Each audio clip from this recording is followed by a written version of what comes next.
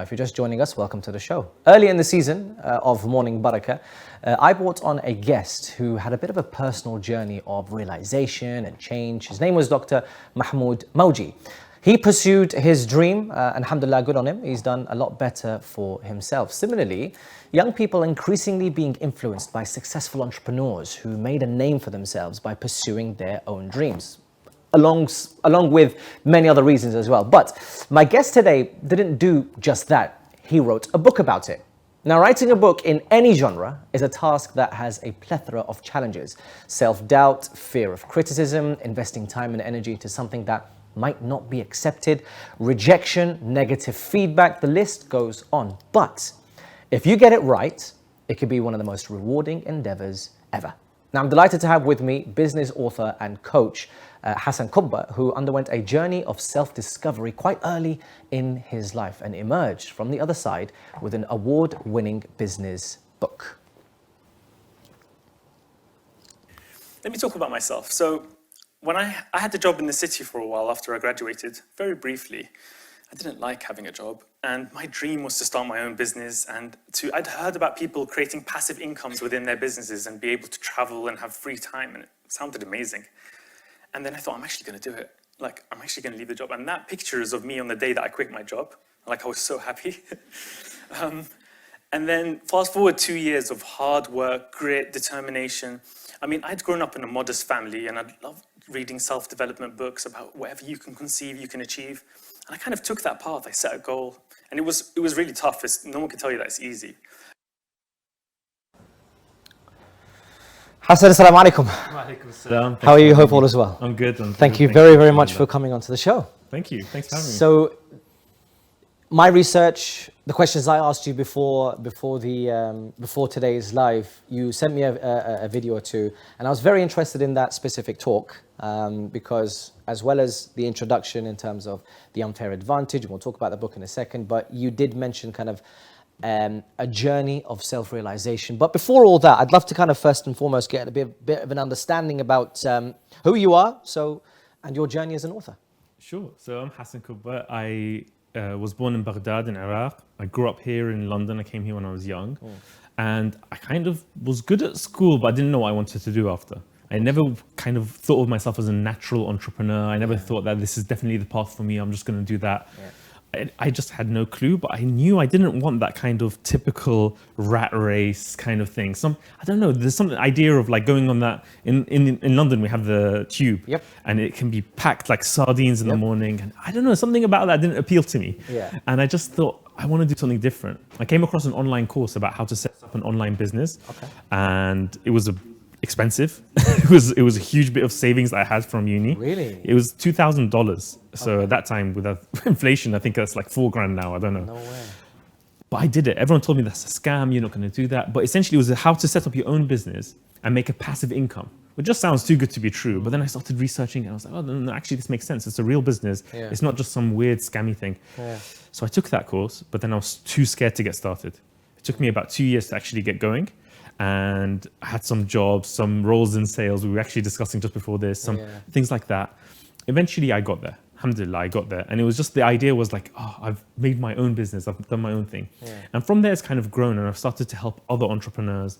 I've learned all about marketing. And then I wrote this book, which I never thought I'd write a book. I thought maybe when I'm an old man, I'd write a book about something in the future.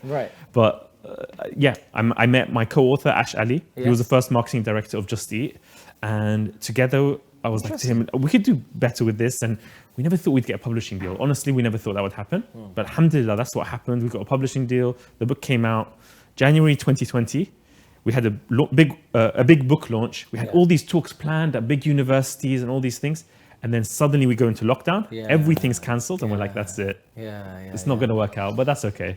Ash, was he a good friend of yours before the idea of the book came about? Or did you guys meet on a more business? It was more of a friendship kind of thing. It was like a business networking event, Okay. which I rarely go to actually, but we both met there. He rarely does that kind of thing. Yeah. But then we just sort of became friends, and he was talking to me about this idea of writing a book that everyone's telling him to write a book. Yeah. And I was like, yeah, that's a nice idea. He's like, yeah, I've come up, I'm thinking about this thing. And I'm like, no, we could do so much more. We can make this bigger. I started getting more and more involved until I became the co-author on the book. And I say that because a lot of the times, and especially our viewers who have quite large friend circles and they have peers that they get along with, they'll go to school with, university with, maybe even work with, they'll never think of actually going into a business venture together. So I was just wondering, in terms of Ash, was he just a friend that you had before this, or was it like a really close friend they thought, I can actually trust this guy to co-author something? Yeah, so it wasn't like a childhood friend or something. Okay. We met later, but we traveled together a little bit. Right. My business was making passive income at that time. He had just had a IPO, so it was on the public market. He made a lot of money from that. Yeah. And so kind of had this free time to just kind of, hey, check out Southeast Asia. Why don't you go there? Why don't you come here? He had to start up in Dubai. Yeah. And so it was just a friendship at that point. Yeah. And then he started talking more and more about this, and we considered all these business ideas to start. Yeah. It ended up being this book, and Yeah. that's how it went forward. So the unfair advantage, tell us about that. So the unfair advantage is this idea that success in life, in business, in almost any field, isn't just purely about your merit. It isn't purely about how hard you work. It isn't purely about the sweat, blood, and tears that you put into it. That plays a role, but it's not enough. What's actually a better way to describe success is unfair advantages. Now, unfair doesn't mean unethical or illegal. Because that's the first thing that comes to your mind, but okay. But what it means is you have a head start in some way. For some reason, you have some kind of head start. By focusing on your in merits. some kind of field. So for example, there's a lot of people who you see them successful entrepreneurs, stuff like that. If you dig into the story, it's their dad's business. That they might have grown, they might have taken it forward, they might have a lot of skills, not taking away anything from their skills, but they don't necessarily like talking about the fact that they received all this money, or even inheritance. Let's just talk about in a very simple monetary terms. Yeah. People don't really talk often about the inheritance that they received. No. They'll often just talk about the hard work that they put in. Yeah. So that's just one unfair advantage, is money. Okay. But we break down 5 different categories of unfair advantages. Nice. And there's lots of different ways that you can use unfair advantages, that you can have unfair advantages. For example, one of them is location and luck, which is right place, right time. And that plays a huge role. I was in the right place at the right time. It's a big factor in success. Yeah. So it's not just hard work, it's also luck. And it's about identifying your unfair advantages, because everybody has them, and then doubling down, focusing on those. And that's the concept of the book. And the book won a lot of awards. Yeah. Can you name a few? So we won the business, we won the Startup Book of the Year. Okay. Which was like mind blowing. We didn't think we'd done that. And then there was like 12 different categories of non-fiction books. Then we won the winner of all the categories. So the Business Book of the Year as well, which is like really blow our minds away. Yeah, it was really, really cool. Yeah. So for alhamdulillah, that's the success. And then also what's even better is it started bringing in really positive reviews on Amazon. Yeah. So other than like critics aside, like actual readers and commercially, it became, I guess, not like we can get into that in terms of books don't actually make a lot of money. So people think books don't make a lot of money, but you get exposure through a book. Yeah. If I wanted to just the unfair advantage, brothers and sisters, the unfair advantage. Yeah, sorry. So what I'm really more proud of is the reader reviews. So you go on Amazon or you go on Bookreads, and there's like thousands of like 5-star What opportunities reviews. does that unlock in terms of readers and reviews? So speaking events, I've been doing quite a bit of speaking. Yeah. But mostly for me, I've been really enjoying coaching. So I've been doing one-to-one and group coaching, helping people to level up in their businesses, whether YouTubers, that's an interesting niche that I've gone into, is YouTubers and like kind of social media influencers who are teaching something, like educational influencers. Yeah. Other authors or aspiring authors who want to write a book and want to get a publishing deal. That's become a really interesting area. Yeah. And the topic of the book is actually mostly about tech startups. So about online businesses, apps, these kinds of things. Yeah. So that's the other area. So these are the areas that I work in. And we spoke about this off air, but there are Islamic themes, undertones. Exactly. Explain that. So I grew up reading a lot of self-development books. Yeah. There's a lot of books out there, about how if you set goals and you work hard and you put together some strategies, then you can achieve what you can dream of, which is great. Honestly, that's a great message. I think those books are very positive influences. Yeah. But they're missing one thing. They're missing the idea that we don't all start at the same starting line. We don't have the same circumstances. We don't have the same personalities, the same strengths, the same situations in life. And so that's what this book is addressing, is the fact that it's not all you succeeded, you did it, which can be an empowering mindset, but you're forgetting about the creator. You're forgetting about Allah. You're forgetting about things that are not in your control. Interesting. And that's essentially what we're talking about. We're talking about it's not all hard work and merit, but it's also luck and fate and destiny and qadar and these kinds of things. So that's where the Islamic component comes in. Do you quote anything Islamic? Yeah. Anything Quranic, maybe? There's a quote. So it's a mainstream book. It's not an Islamic book. That's what I'm saying. Okay, But I put in a quote from Imam Ali alayhi salam. Nice. Because there's different categories of unfair advantages. Yeah. Maybe I should just quickly touch on those. Go on. It's basically, the framework is MILES. MILES. Miles. Is the acronym. Right. M is for money. Straightforward. If you have money, that's an unfair advantage. Or if you can raise money easily. I is intelligence and insight.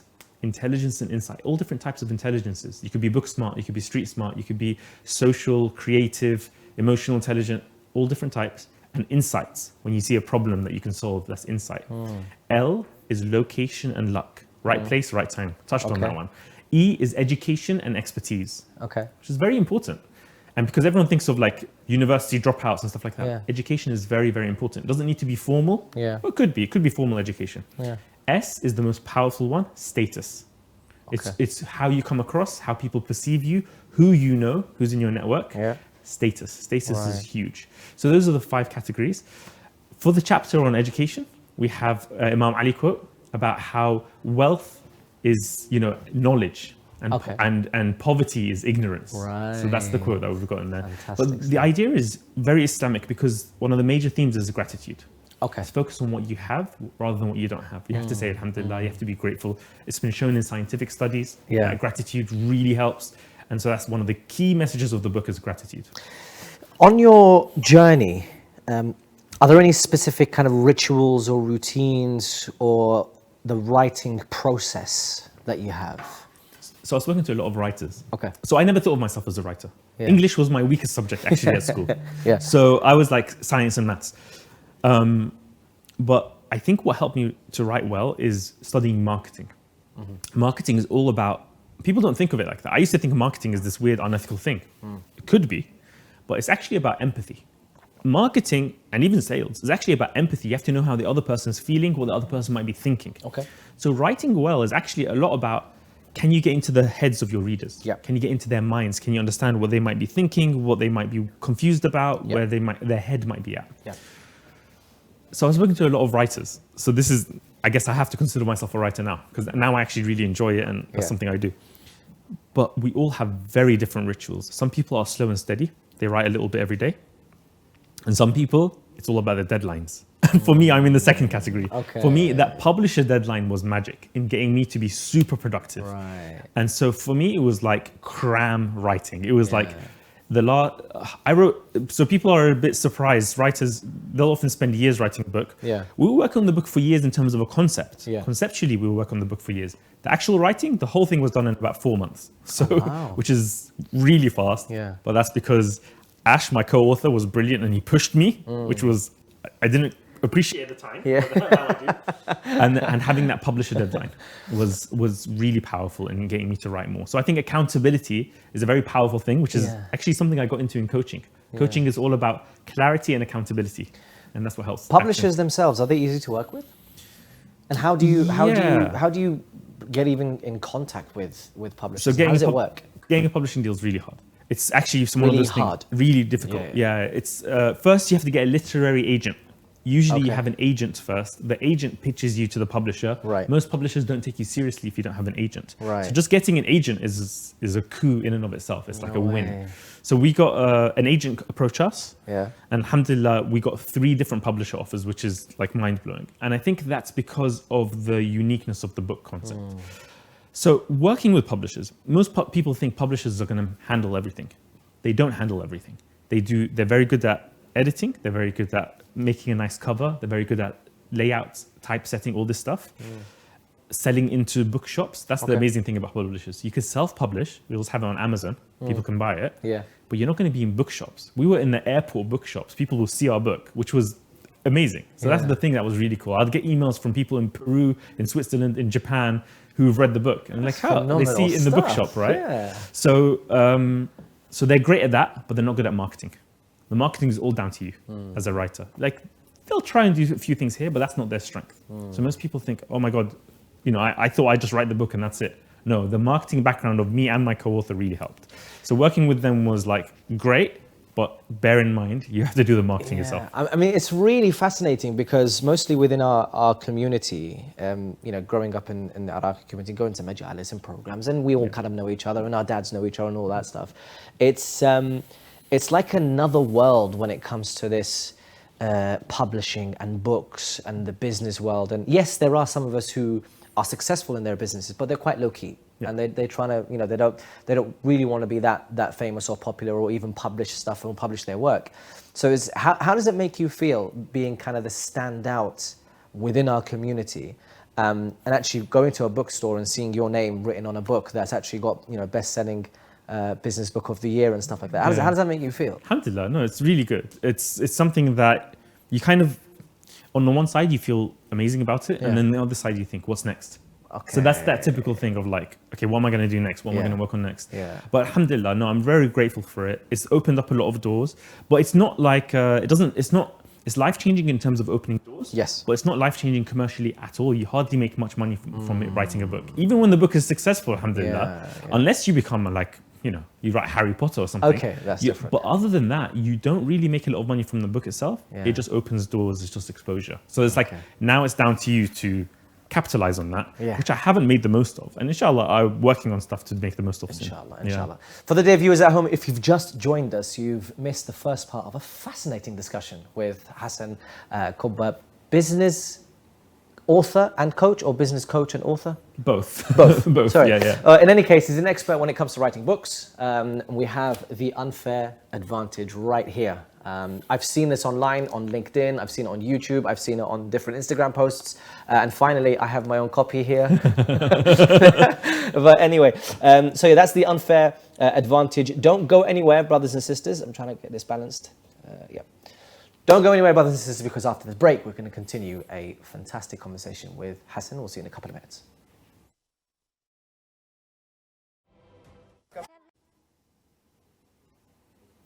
Welcome back, dear brothers and sisters. You are watching Morning Barakah exclusively live on Imam Hussein TV 3. If you've just joined us, as I mentioned before the break, if you've just joined us, you've missed the first half of a fascinating discussion. However, you're in good luck, I would say, because we're still carrying on this brilliant conversation with business coach and author Hasan Kubba, who's joined me in the studio today in London. So Hasan, look, before the break, we talked about, I guess, your journey and how the beginnings of writing a book, the reasons why you wrote a book. There must have been certain challenges along the way. So could you share, I guess, some of the obstacles that you faced and how did you overcome them? Yeah, I think the obstacles are sort of early on, because the hardest part of writing a book is making the time to write the book. Okay. Because I've worked with a lot of other authors now who've, alhamdulillah, become successful with their books, gotten publishing deals, etc., and I've helped them through that journey. But usually the ones who struggle the most is the ones who, just to make the time to write. Because people have day jobs, people have businesses to run, people have things, and just usually what falls down the wayside is writing, because no one's paying you for it, no one's got a deadline for you for it. And that's why publishing deal was so valuable for me, because now I knew, okay, I don't want to let them down. I've got a deadline, I want to deliver. So usually the biggest obstacles, so number one is to understand that so some tips on book writing. Yes. Have one main idea that you want to share, one main big idea. Because when you have like a bunch of life lessons, or you start to go into stories, or you just throw everything in the kitchen sink into it, it doesn't work. You need a theme. Anything creative and successful needs a theme. It needs some kind of limitations. It needs some kind of barriers. So the first thing is to have a focused theme and concept for the book. That's usually a huge challenge, but people don't really know they have that challenge. They kind of go, yeah, I want to write a book, I want to do this. And sometimes they just start and just just spill what they know. But I often tell them, no, you need to have a good idea of what you want to cover. And that includes a good idea of what you're not going to cover. Save that for another book. So that's a huge obstacle that people get. Secondly, is the productivity side, which I touched on, is just to make the time to write the book. Yeah. After that, it's like, how do you get that in people's hands? That's harder than even writing a book is damn hard. Getting it in people's hands, getting the word out, getting people to buy the book is even harder. Yeah. So these are, and then publishing deal is a whole other thing. It's like if you get a publishing deal, that's usually very, very difficult. Right. And you often need unfair advantages. We played the Just Eat thing a little bit. Okay. We played the concept of the book a bit. That helped us to have the network to get to know the literary agent. It's not easy. You need the intros. You literally used the tips that you have in your book. Exactly. For you to get that. That's so true, because we even treated it like like a tech startup. Yeah. It tries to get traction for their app. Yeah. Let's say Just Eat is trying to get its first restaurants and customers. They Yeah. need to growth hack the book, the business. Yeah. We did the same for the book. We treated it as a tech startup. We applied all our knowledge about tech startups, growth, marketing to the book. Yeah. And took that step by step. Yeah. So for example, what you recommend for businesses or for apps, you do a minimum viable product. So basically you do a very bare bones version of the website or the app. You don't add too many bells and whistles. We did the same for the book. We wrote a minimum viable book. It was like a 1 hour read. It was like 10,000 words. This is like 70,000 words, 80,000 words. Yeah. That was like 10,000 words. It was the core concept of the book. That helped us get the book deal. Wow. So we did exactly that. We applied our knowledge to the book, and that's how it became That's successful. brilliant stuff. So tell us about, I guess, your readers. How did your readers connect with your work? In my mind, I'm thinking, how does the Muslim reader connect to your mind? But you're telling me this is mainstream. Yeah. So Muslim and non-Muslim, Arab, non-Arab, wherever they are connecting to this book. So tell us a bit about the demographic and the biggest demographic that connected with your book. Yeah, so interestingly, it's hard to know. All I know is who gets in touch with me. That's the thing about getting a traditional publishing deal. Rather than me selling it on my website, I would get the name and email of everyone who bought it. Selling it through bookshops around the world, I don't know. I just have a drop in the ocean of a feeling of what emails come in, what people reach out to me on. Interesting. And it's really varied. Okay. One of the earliest emails I got is like a Swiss banker who was in his 50s, 60s, running a big holding company telling me, this stuff is great. I was like, what? Whoa, this is like, how did you hear about the book? He said, it was on Blinkist, which is this book summarizer. Yes. And then he liked the summary and then he bought the book. I've got that. You've got Blinkist, yeah. I've got Blinkist, so Blinkist actually did a summary really early on when we launched the book, which was quite cool. I don't think the most opportunities came from YouTube, actually, not from Blinkist. But yeah. So in terms of who connected with us, I think because Ash and I really shared our own personal stories in the book. Right. And so some people connected more with Ash. We're both Muslims, both grew up in UK, sort of London. He was in Birmingham, then London. We had different unfair advantages, I guess. I kind of come from a bit more, I went to university. I come from a bit more of like, we were kind of not so financially well off when we were younger, but then we became okay as I got older. He grew up in a very poor family. So there's different unfair advantages, different things that people connect to in the stories. He did a big successful like startup stories. Mine was more like a lifestyle business that made a passive income and I was able to travel and have that freedom. Yeah. So it's like kind of different things. So people connect with my story sometimes people connect with Ash's. I hear it in the emails I get. Did it help having a co-author? Yes. I love having co-authors. In the book, we recommend having co-founders in a business partners essentially. Business partners are great and they're similar to a co-author because you want to balance out each other's strengths and weaknesses. So where I'm weak, he's stronger. Where he's stronger, that's the best way to do it. You were asking about working with friends. Often with friends, you'll have similar strengths and weaknesses because you have so much in common. Yeah, you do. And that can be a challenge, but not always. Sometimes you have a lot of differences as well. And the key is not to work with somebody who's a clone of you, because that actually doesn't help. You just clash heads and you just want to you both want to do the same task and you both want to not do the same task. Whereas you want to get kind of the different type of personality. And would you carry on working with a business partner or? Yeah, I do that with all the kind of businesses that I work in. I try and find a partner.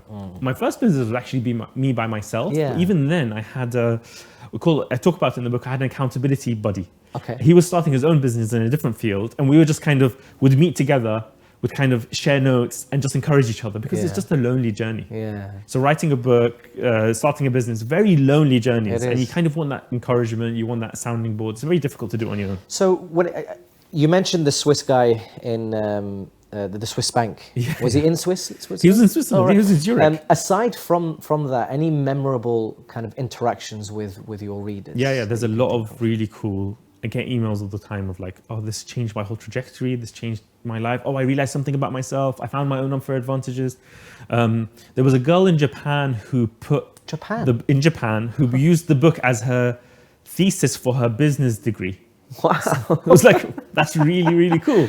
So there's a lot of really cool stuff. It was like some business, I've spoken at business schools since then, which has been really cool. I was going to say, look, what happened to your life after the book became successful in terms of traveling and speaking and internationally? So, funnily enough, I did a bit more in-person speaking before the book came out because of lockdowns. Okay. So then I did some over Zoom. All those things were cancelled, and we thought, okay, this isn't going to work out. I was going to speak at Oxford. I was going to go on this big podcast of one of the Made in Chelsea guys. It all just went away. I went, okay, what's going to happen? But then it went really viral on YouTube, and then I started working with YouTubers, and then it became like they would talk about it as how to become a successful YouTuber, find your unfair advantages, and use that. Wow. And so it started applying in all these different fields, and that was the cool side to it. Who came up with the name? That was Ash. Ash came up with the unfair advantage. Okay. So the initial concept came from Ash, which is like this idea of unfair advantages. But it was like, I came in, because I'm a bit more like, I poke holes in things. Yeah. So I kind of go, wait, what about this? This one doesn't make sense. This bit doesn't work. This one, and I kind of made it logically make sense. And I kind of added to and developed the framework. But it was a joint effort. And it's an oxymoron, right? Exactly. Right. Yeah, so that's, I think that's part of the success of the book title. Yeah. Titles are very important. Is that it kind of, people go, huh? There's a bit of controversy, unfair, and then unfair advantage. Exactly. People think of it as a bit of an oxymoron. And so, alhamdulillah. So aspiring writers out there, what's your advice to them? So if it's like, so there's different types. You could write a novel. Yes. Writing a novel is a different story. It's the story is what drives things. Yes. And it's like people have to read the whole book to see if it's any good, etc. Like what I mean by people is literary agents, or if you self-publish, then it's difficult to get traction. Not being a novelist, I think, is a more binary. Like, will you be super successful, or would you just kind of fall flat? It's quite difficult. Non-fiction books, there's a few different genres, but I like the big idea non-fiction. So you can do biography, that's kind of a narrative, that's still a story. But I like the big idea non-fiction. That's what this book is. It's a big idea non-fiction business book, technically. So a big idea is like you have one main concept that you're teaching, and then you break it down further, you give examples, you have maybe a model inside, maybe you define a problem, you give a solution, and then you add to it and how to apply it. So I recommend people to think of what is the concept, what's the big idea. Imagine, so I gave a TED, you showed a bit of the TED talk where I was like a little bit nervous, I was a bit nervous in those days. But TED was really useful because it allows you to really distill what the idea is. To give a good TED talk, you have to have one main idea, and you have it maximum 18 minutes. So you have to be really focused and you have to practice it. So a big piece of advice I give is sign up to do a TED talk. See if you can apply to go and give TED talk somewhere, because that will then maybe turn into your book. So were there any lessons that you learned along the way that you wish you had known when you started up this venture? Yes, a lot of things. And I actually, there's so many things that pop into my head that I don't know where to start. I think I shared most of it. The idea is that you have to really understand, be crystal clear of what you're trying to say, which is actually, it sounds straightforward, but it's not. Very difficult, it's quite difficult to really refine, and that's where the years of like part-time kind of thinking about the book came in. Once you have that solid, the writing is not that difficult. Because something that I learned in sales, and you probably know this as well, is like you need to explain what you're trying to sell to, say, a 10-year-old. And if it makes sense to a 10-year-old, then it's going to make sense to another. So simplify as much as you can so people get the idea, right? That's one of the biggest things is conversational language. Use conversational language to write, not formal language. Didn't try to be fancy, didn't use fancy words. Keep it people are not impressed with fancy words. Just keep it real, man. Just keep it real. And that shows, the more you can simplify a complex thing, the more that's a sign of like, you've understood it well. Yes. When you can't explain something simply, that means you haven't understood it well enough yourself, probably. So I think that's the key. Avoid jargon, avoid the complexity. Complexity is not a good thing. Simplicity is a good thing. Okay.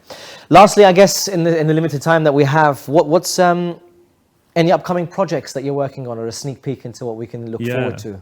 Yeah, so the publishers really want me to write a second book. The literary agent, they keep trying to set up meetings. I'm like, listen, I'm not interested in writing a second book now. Because most people don't read. That's one of the reasons. The other reason is like I feel like I've been there, I've done that. I want to do something different. I'm a big consumer of YouTube. I've mentioned YouTube a few times. And so I'm writing kind of video essay / documentary style videos for YouTube. And that's what I'm working on right now. It's going to be called Success Decoded. That's the name of the channel.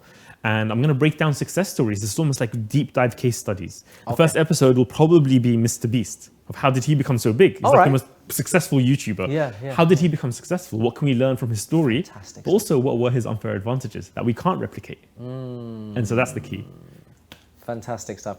I'd love to carry on the conversation. It's been fantastic with you so far, Hasan. Thank you so much for your time.